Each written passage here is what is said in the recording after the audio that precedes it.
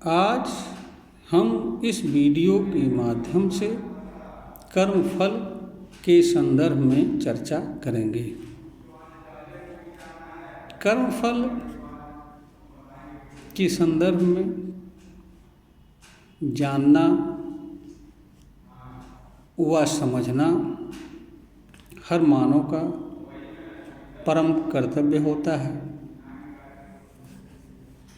इसके मिलने से क्या लाभ होता है, न मिलने से क्या हानि होती है। भौतिक जीवन में जीवन जीता हुआ कोई मानव कर्मफल की कामना से विरत नहीं रह सकता है। उसे किसी न किसी तरह के कर्मफल की कामना करना होता है और उस कर्मफल के निमित्त कर्म करना होता है। यह एक प्रकार की मनुष्य की मजबूरी होती है, क्योंकि भौतिक जीवन में बहुत सारी चीज़ें उसके साथ जुड़ी रहें, यह भी आवश्यक है। उनके बिना वह भौतिक समाज में आधा अधूरा प्रतीत होता है। यहाँ पर कर्मफल का मानव जीवन में क्या लाभ है, क्या हानि है, यह भी जानना आवश्यक है। कर्मफल मानव जीवन के सफलता, योग्यता, विकास, समृद्धि का साधन होता है। यह चीज़ें कर्मफल के माध्यम से ही व्यक्त होती हैं। मानव को जब कर्मफल की प्राप्ति नहीं होती है तो मानव को असफलता महसूस होती है और असफलता से मानव को स्वयं ही नहीं, घर में, घर के बाहर उपहास का पात्र बनना पड़ता है। कर्मफल विहीन मानव का कर्म लोग व्यर्थ समझते हैं, उसका मजाक उड़ाते हैं, उसे असफल समझते हैं, उसे अर्थहीन मानते हैं और भौतिक जीवन में उसका कोई मूल्य नहीं लगाते हैं, महत्व नहीं देते हैं, उपेक्षा करते हैं। इसलिए किसी मानव के लिए कर्मफल का न मिलना उसके लिए बहुत बड़ी असफलता, पीड़ा व दुख का कारण भी बनती है। इसीलिए संभवतः भगवद गीता यह कहती है कि मानव को कर्म कामना के बिना, कर्मफल की कामना के बिना करना चाहिए। यह उचित भी है, क्योंकि जब मानव कर्मफल की कामना के बिना कर्म करेगा तो उसे कर्मफल के न प्राप्त होने पर दुख व चिंता नहीं होगी, तथा कर्मफल के प्राप्त होने पर उससे जुड़ी सफलता उसे अवश्य प्राप्त होगी, जिसका लाभ भी उसे मिलेगा। दूसरी बात यह भी है कि कर्मफल कर्म का हिस्सा नहीं होता है, वह पृथक होता है। कर्मफल पर मानव का कोई नियंत्रण नहीं होता है, अधिकार नहीं होता है। कर्मफल मानव की मानवीय शक्ति के अधीन नहीं होता है।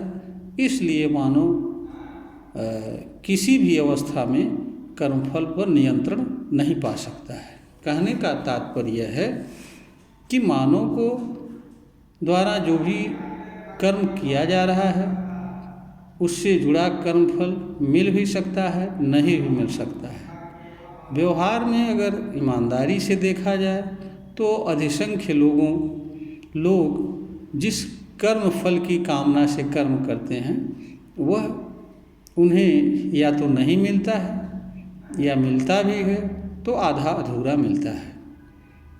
इसी का परिणाम यह है कि अधिसंख्य मानव अपने जीवन में असंतुष्ट, असहज और एक तरीके से अपमानित भी महसूस होते हैं। उन्हें अपने भीतर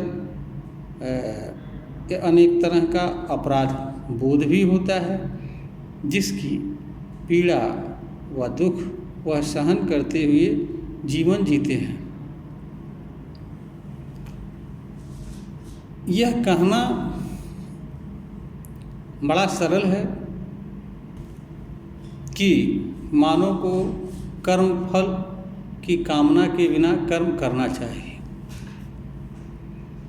व्यवहारिक जीवन में अधिकतर लोग या कहें 100% लोग यह मानते हैं कि कर्मफल की कामना के बिना मानव कर्म नहीं कर सकता है। यह एक तरह से सच दिखता हुआ भी प्रतीत होता है। यह अलग बात है कि भगवत गीता का लोग उदाहरण देते हैं, भगवत गीता की बात को सत्य मानते हैं, किंतु जब बात आती है व्यवहारिक जीवन में इसे उतारने की तो वह स्वयं को इसके योग्य नहीं पाते हैं और यह कहते हैं कि यह सब कुछ ईश्वर की कृपा आदि से ही संभव है। इस तरह के जो भी विचार व मान्यताएं जिस किसी भी मानव के भीतर बनती हैं, मनुष्य उनको मानता है। इसके पीछे मनुष्य का अज्ञान है और कोई कारण नहीं है। अगर आप ईमानदारी से देखें तो मनुष्य तो यह पाएंगे कि कर्मफल की कामना और कर्मफल तीनों एक दूसरे से अलग अलग हैं और तीनों का मानव के लिए अलग अलग कार्य है। कर्मफल हो या कोई भी चीज़ हो,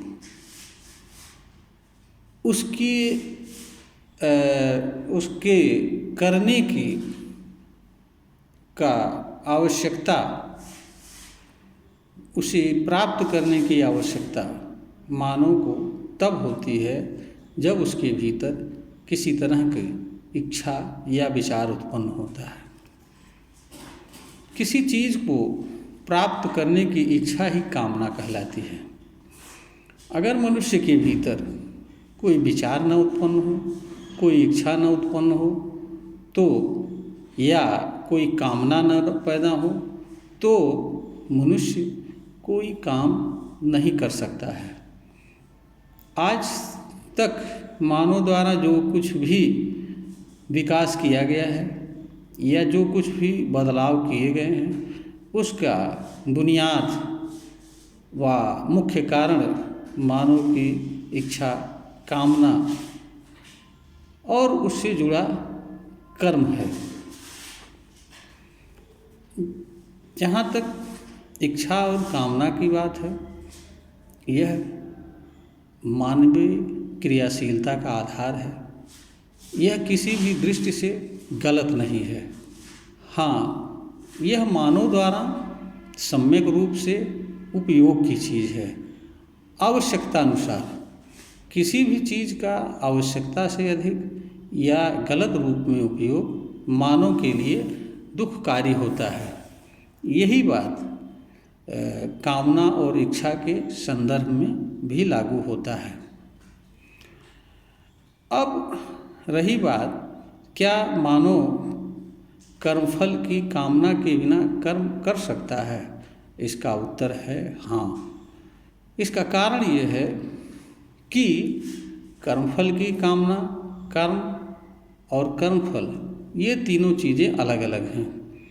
इनसे मानव अलग अलग रूप में जुड़ सकता है और इन तीनों को के संदर्भ में मानव यह भी जान व समझ सकता है कि मानव जीवन में इनका मूल्य क्या है, मानव को इन्हें किस रूप में देखना चाहिए, इनके साथ कब और किस तरह से व्यवहार करना चाहिए। यहाँ पर ध्यान देने योग्य बात यह भी है कि मानव एक अवस्था में एक ही चीज़ से जुड़ सकता है।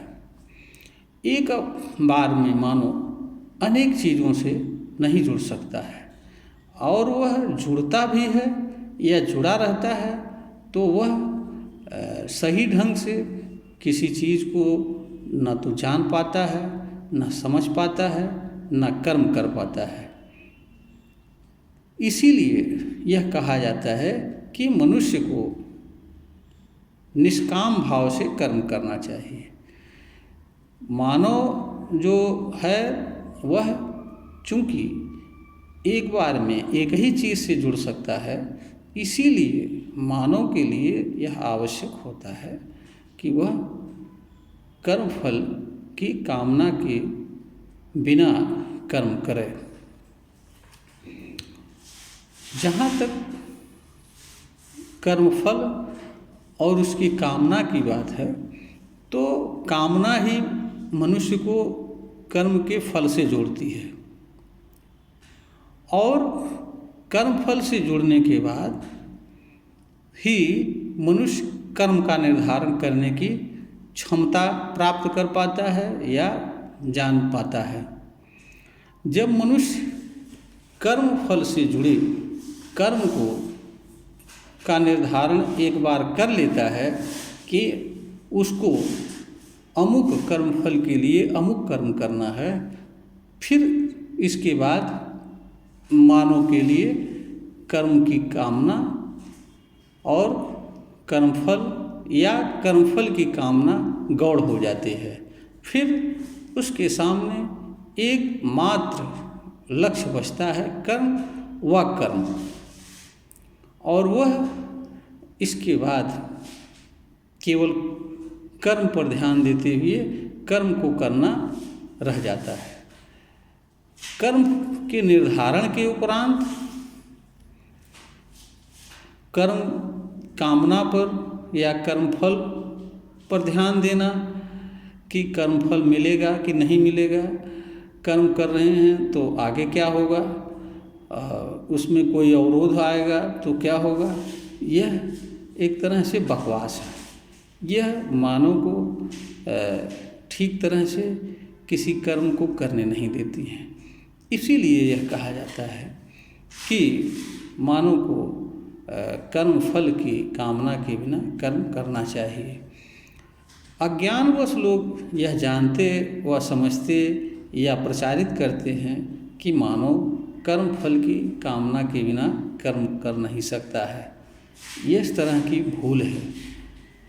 हर मानव को सच को समझना चाहिए, स्वीकार करना चाहिए और कर्म करना चाहिए, तभी उसे मानव जीवन में अच्छी सफलता मिल सकती है, उसके कामना के अनुरूप कर्म का फल मिल सकता है। अन्यथा असफलता तो उसके लिए लिखी ही हुई है। 99% लोग असफल ही होते हैं और पीड़ा व दुख ही सहन करते हैं। 1 से 1.5% ही जो कामना करते हैं उसमें उसके अनुसार कर्म करके उसमें सफल होते हैं।